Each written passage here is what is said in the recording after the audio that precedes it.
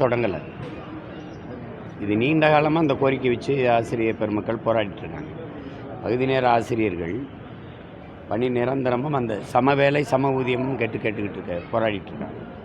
அதோட 14,000 பேருக்கு மேலே ஆசிரியர் பணிக்கு தேர்வு எழுதி தேர்ச்சி பெற்று பணி நியமனத்துக்காக காத்திருக்காங்க.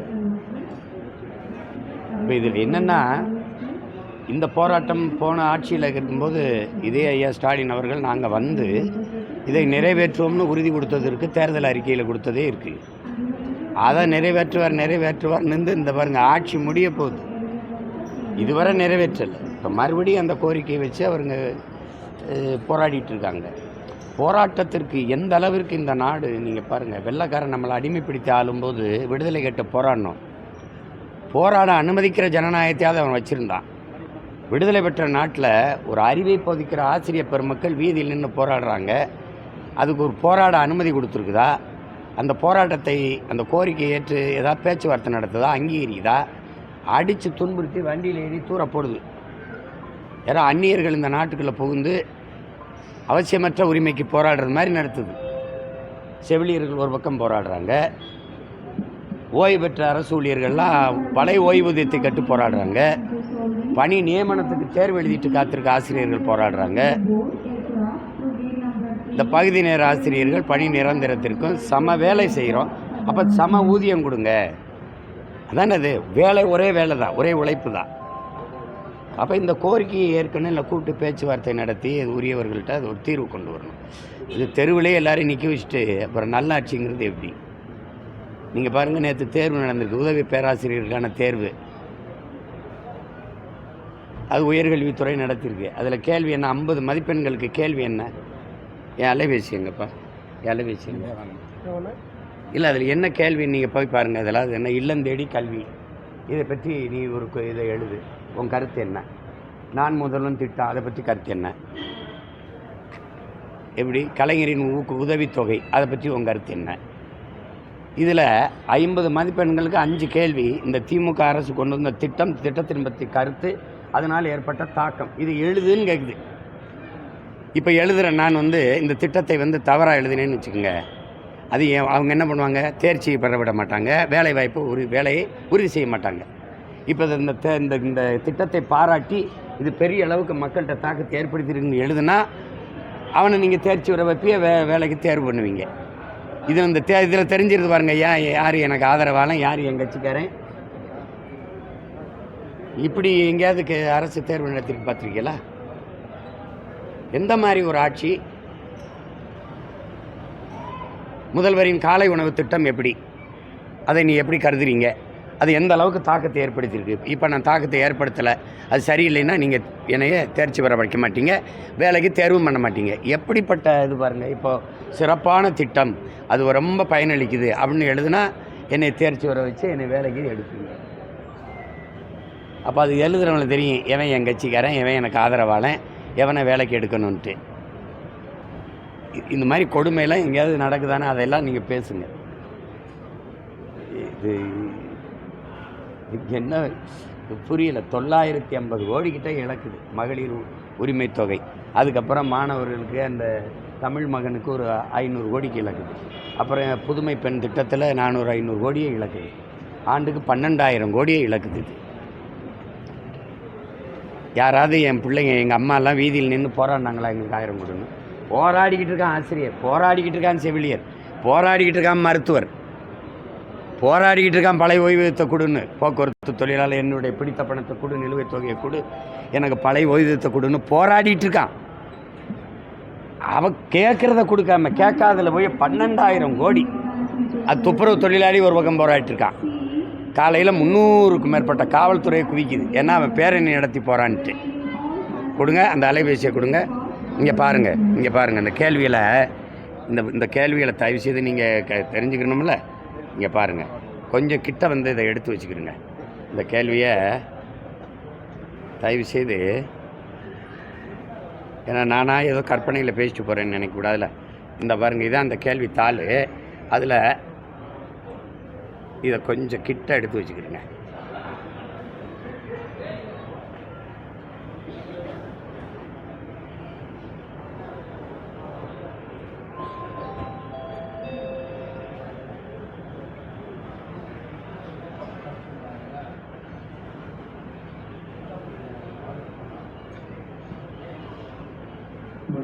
இந்தாங்க இங்கே பாருங்கள், இந்த கேள்வி பாருங்கள். இல்லம் தேடி கல்வி 10 மதிப்பெண்கள். இதுக்கு என்ன சொல்லியிருக்கு? கீழே கொடுக்கப்பட்டுள்ள இந்த திட்டங்களின் நோக்கம் மற்றும் தாக்கத்தை சுருக்கமாக விளக்கவும். இல்லம் தேடி கல்வி 10 மதிப்பெண்கள். இல்லம் தேடி கல்வி எழுதணும். அப்புறம் நான் முதல்வன் திட்டம், முதலமைச்சரின் காலை உணவு திட்டம், அப்புறம் கலைஞர் மகளிர் உரிமை திட்டம், அப்புறம் முதல்வரின் காக்கும் கரங்கள். இதுக்கு 50 மதிப்பெண்கள். எவ்வளோ அறிவுபூர்வமான கேள்வி உதவி ஆசிரியர்களுக்கானது பார்த்துக்கிறங்க. இதே ஆங்கிலத்தில் கேட்டிருக்கு. ஆங்கிலம் எப்படி எழுதப்பட்டிருக்குன்னு மட்டும் பாரு ஐயா. திராவிட தமிழ் வழக்கு பையங்க பாருங்கய்யா. இல்லம் தேடி கல்வி தமிழ் உச்சரிப்புங்கய்யா, ஆங்கிலம் எழுத்துங்கய்யா. அடுத்தது பாருங்க, நான் முதல்வன் திட்டம், நான் முதல்வன் ஸ்கீம், அது நான் முதல்வன், நான் NAN. இதெல்லாம் வந்துங்கய்யா தமிழ் வளர்க்குறாங்கய்யா. அறிவை வளர்த்த ஆசிரியர் உதவி பேராசிரியர்களுக்கு கேட்கப்பட்ட கேள்விங்கய்யா. சரி, இதில் சரியில்லைன்னு எழுதியிருந்தா யாராவது எனக்கு வேலை கொடுப்பியா இல்லை எப்படி இது? காலையிலேருந்தே ஒரே இதாக இருக்குது, கொதிநிலையிலே இருக்குது. எல்லாம் நாட்டில் எப்படி பொங்கல் பரிசு கொடுக்கணுங்கிறது கடந்த ஆட்சியில் இருக்கும்போது, எடப்பாடி ஆட்சியில் இருக்கும்போது, எதிர்கட்சி தலைவராக இருக்கும்போது ஸ்டாலின் 5000 ரூபா கொடுங்க அப்படின்னு. இப்போ இவர் சொல்கிறார்ல கொடுக்கலாம். இந்த தேர்தல் வருது, இந்த பொங்கல் கொடுப்பாங்களா? இவங்க மாறி மாறி ஆண்டுங்க எங்களை பிச்சைக்கார பைய மக்களை ஆக்குனதை தவிர வேறு என்ன இருக்குது பாருங்கள். சரி, இந்த பொங்கல் இது தொகுதியில் பரிசு தொகையெல்லாம் கொடுக்குறீங்களா? யார் இது? உங்கள் பரம்பரை சொத்தை வச்சுட்டு கொடுக்குறீங்களா? யார்கிட்ட பதில் இருக்குது? 5000 கொடுன்னு சொல்கிறவன்ட்ட இருக்கா? நாங்கள் கொடுக்குறோம்னு சொல்கிறவன்ட்ட இருக்கா? யார்கிட்ட இருக்கு? 10 லட்சம் கோடி கடன் எப்படி வந்தது விளக்கம் சொல்ல முடியுமா? நீ இருக்கிற வரை அங்கே கடன் உடனே வாங்கி கொடுத்துட்டு செத்து போயிடுவ. ஒவ்வொரு குடிமகன் கடையில் லட்சம் ரூபா கடன் இருக்கு. லட்சம் ரூபா. யாரை கேட்டேனா உனக்கு? ஒரு இனம் தனக்குன்னு இருக்கிற ஒரே பண்டிகை பொங்கல், காலம்புறா உழைச்சி அவனுக்குன்னு இருக்கிற திருவிழால், அறுவடை திருநாள், பொங்கல் திருநாள், அதை கொண்டாட முடியல. 1 கிலோ அரிசி வச்சுக்கிட்டு, வெல்லம் வச்சுக்கிட்டு, கரும்பு வச்சுக்கிட்டு, ஒரு புதுசாக வேட்டி துணி எடுத்துக்கு கொண்டாட முடியல. அவ்வளவு ஏழ்மை பிச்சைக்கார நிலையில் எங்களை வச்சுக்கிட்டு 5000 கொடுன்னு எங்கேருந்து கொடுப்பீங்க சொல்லுங்கள்?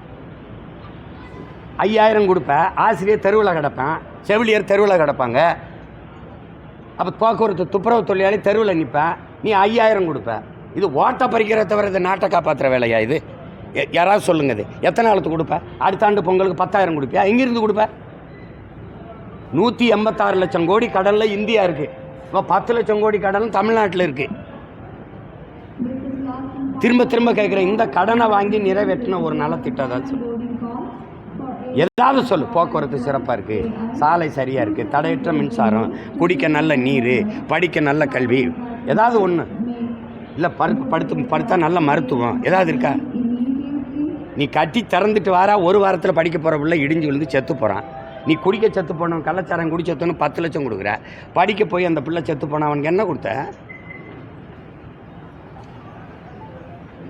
தொழில் முதலீட்டு இதில் வந்துட்டு 36,000 கோடி ரூபா வந்திருக்கு அப்படின்னு சொல்லி சொன்னாங்க. ஆனால் அதில் மொத்தமே 12,000 கோடி தான் வருவாய் வந்திருக்கு அப்படின்னு சொல்லி அன்புமணி சொல்கிறாரு. இது பொய்யான அறிக்கை தான் தமிழர். அது சொல்கிறதா இவங்க எப்பவுமே 30 லட்சம் பேருக்கு வேலை வாய்ப்பு கொடுத்துட்டோம்னு சொன்னவங்க தானே. 30 லட்சம் பேருக்கு வேலை வாய்ப்பு கொடுத்துட்டோம்னு சொல்கிறாங்க. இங்கே வேலையில் இருக்கிறான்ல அவனுக்கே சம ஊதியம் கொடுக்கல, வீதிக்கு வந்துட்டான். செவிலியரே நிரந்தரமாக்கி சம்பளம் கொடுக்க முடியல, வீதிக்கு வந்துட்டான். அப்போ 30 லட்சம் பேருக்கு வேலை என்ன வேலையில் கொடுத்தீங்க? எந்த வேலை கொடுத்தீங்க? 14,000 பேர் பணி நியமனத்துக்கு காத்திருக்கான் ஆசிரியர் தேர்வில் தேர்ச்சி பெற்றுட்டு. இப்போ எந்த வேலையிலும் 30 லட்சம் பேருக்கு? எந்த தொழிற்சாலை? இந்த தொழிற்சாலை வேறு பேர் என்ன தொழிற்சாலை கொண்டு வர்ற? சிப்காடு பெருந்துறையில் 26 கிலோமீட்டருக்கு தண்ணி எடுத்து குடிக்காத, தண்ணி நஞ்சாயிடுச்சுன்னு சொல்லிட்டு போயிட்டாமே. தஞ்சாவூரில் எல்லாருக்கும் சிறுநீரகம் பாதிக்கப்பட்டிருக்கு. காரணம் தண்ணீர் கெட்டு போச்சு. காரணம் நீ எடுத்த மீத்தேன் ONGCன்னு ஒரு நிறுவனத்தை கொண்டாந்து இறக்கி என்னுடைய நிலத்தின் மீத்தேன் எடுக்குன்னு எடுத்தேன்.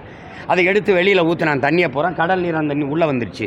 அந்த கடல் நீரை நாங்கள் குடிக்கும்போது எல்லா சிறுநீரகம் உப்பு நீர் பட்டு செத்து போச்சு, சிறுநீரகம் பாதிக்கப்பட்டுருச்சு. என் தம்பி குடும்பத்தில் எல்லோரும், நான் 3 பேர் இறந்துருக்கேன். 3 பேரும் சிறுநீரகம் பாதிக்கப்பட்டு தஞ்சாவூரில், திருவையாறில்.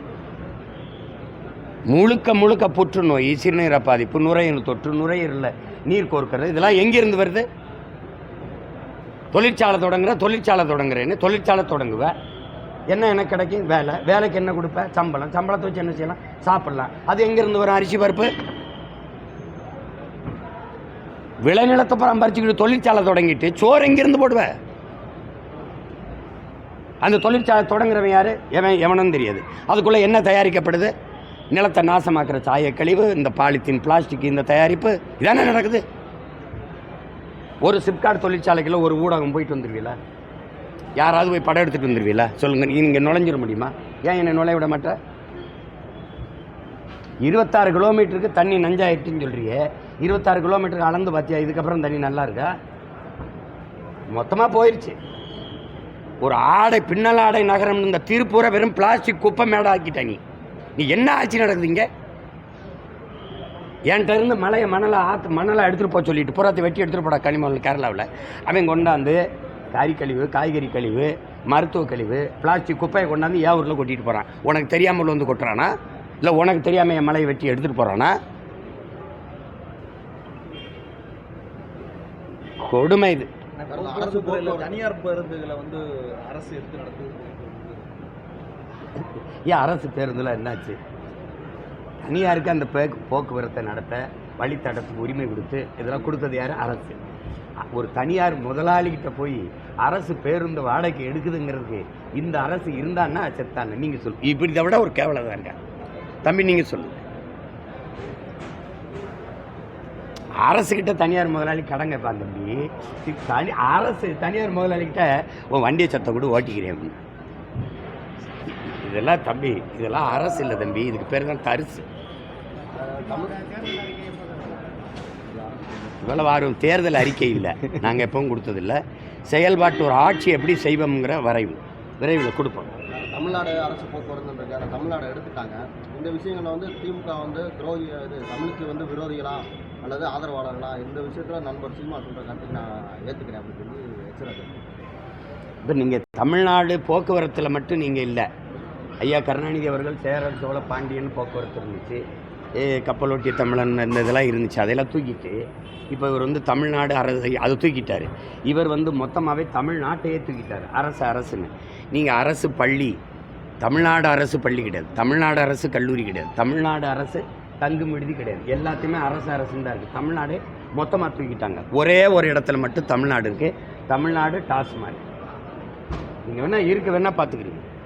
அப்போ தமிழ்நாடுன்னு இருக்கிறதே உங்களுக்கு அவ்வளவு அவமானமும் அருவருப்பாகவும் இருக்குது. அரசுனா எந்த அரசு? கர்நாடக அரசா, கேரள அரசா, இல்லை ஆந்திர அரசா, இல்லை குஜராத் அரசா, மகாராஷ்டிரா அரசா? எந்த அரசு? அந்த தமிழ்நாடுன்னு சேர்க்குறதுல அவ்வளவு உங்களுக்கு வெறுப்பும் எரிச்சலும் ஏன் வருது? சரி வேணால் திராவிட அரசுன்னு கூட போட்டு போங்க, நாங்கள் விட்டுறோம். எந்த அரசு? இல்லை ஐயா ஸ்டாலின் அரசா? ஏதாவது சொல்லுங்கள். திமுக அரசுன்னு கூட சொல்லுங்கள். எப்படி எடுத்துக்கிறது? இப்போ இப்படி பொதுவாக ஒரு கேள்வி கேட்போம். இந்த இந்த மதுரையில் சங்கம் வச்சு தமிழ் வளர்த்த மதுரை, இதில் 4ஆம் தமிழ் சங்கம் வச்சவன் யார்? எங்கள் பாட்டன் வள்ளல் பாண்டித்துரை தேவர். அந்த நூலகம் கட்டினதுக்கு அவன் பேரை வைக்கிறதுல உங்களுக்கு என்ன கஷ்டம்? என்ன உங்களுக்கு சிரமம்? அதில் என்ன? நீங்களே சொல்லுங்கள். ஏன் அவன் பேரை வைக்கல?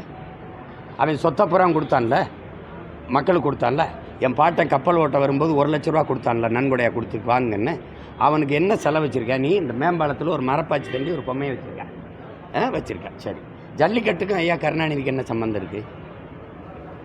இல்லை ஜல்லிக்கட்டு காலை வளர்த்தாரா? ஜல்லிக்கட்டை அடக்கி இடுப்பில் இல்லை நெஞ்சில் குத்து வாங்கினாரா? ஏதாவது சொல்லு. 100 கோடிக்கு மேலே செலவழித்து ஜல்லிக்கட்டுக்கு நாங்கள் வளாகம் கேட்டோமா, அனுமதி கேட்டோமா? நாங்கள் கட்டையை கட்டி ஓட ஓட்டிக்கிட்டு இருந்தோம். சவுக்கு கட்டைக்கு போட்டு தேங்காய் நாரை கீழே போட்டு ஓடிக்கிட்டு இருந்தோம். அதுக்கு அனுமதி தான் கேட்டான், உரிமை தான் கேட்டான். நீங்கள் 100 கோடியை செலவழித்து ஒரு வளாகம் கட்டினீங்க. அதுக்கும் ஐயா கருணாநிதி பேர வைக்கணும். ஏன் தாத்தா மூக்காயத்தவர் பேர வைக்கக்கூடாதா? 2 தமிழ்நாட்டு முதலமைச்சரை தற்காலிக சபாநாயகர் வந்து பதவி பிரமாணம் எடுத்து வச்சு. எங்கள் தாத்தா தெய்வத்திரும்ப முத்துராமலிங்கத்தவர் கூட தமிழ்நாட்டு ஃபார்வர்ட் பிளாக்கின் தலைவர் தான். அகில இந்திய ஃபார்வர்ட் பிளாக்கின் தலைவராக இருந்தது எங்கள் தாத்தா மூக்காயத்தவர்.